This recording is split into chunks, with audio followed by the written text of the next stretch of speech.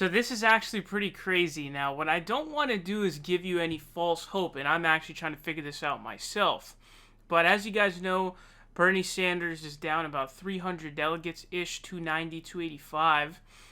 And he's not polling very well in the national polls. In fact, he's down like 20 points in a lot of the national polls.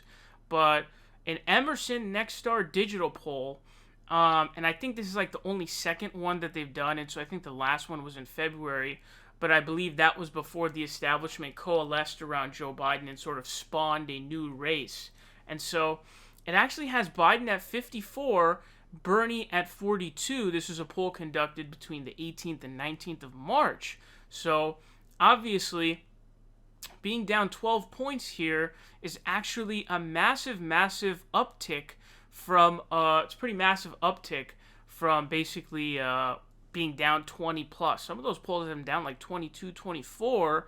And so I don't know if he's really gaining any ground here.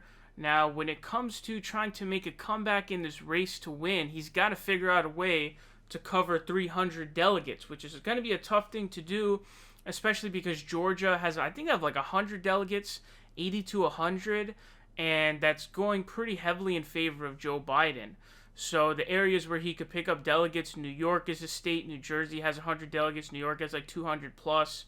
So Hawaii, Alaska, those states are states that could go for him. Now, the only worry I have is like, okay, do we think those states are even going to go for him, period? Because not only do they have to go for him, they have to go for him in some pretty heavy margins. And so, you know, he lost Washington State, for example, a state with Seattle in it, right? We won that with 74% to 24 back over in 2016. That was a massive gain for us, you know? That kind of took out a lot of the losses. Now, Ohio is also another one that's left because that one got postponed.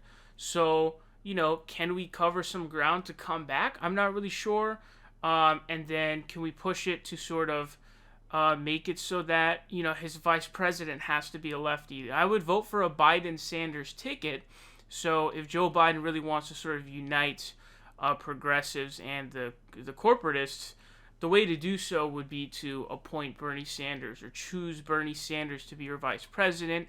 We can roll out to guaranteed win at that point because you kind of have both worlds voting for that ticket. You got the centrists and then you also got the progressives. And then Bernie does well with independents and all that stuff. So, you know, where do we go from here? I'm not really sure. With all of the Cove stuff going on, Joe Biden is actually hiding. We haven't seen Joe Biden ever since he had that weird... remember that weird dementia moment that he had where he's just like, he's like standing there at the end and then his wife has to come and like remind him where he is. We haven't seen him since then, so I'm not really sure what exactly is going on with the guy. But the Cove stuff kind of throws a bit of a wrench into all this stuff, and it's like, okay, does that change the nature of the race, yada, yada, yada? I don't really know, but these are the numbers we got.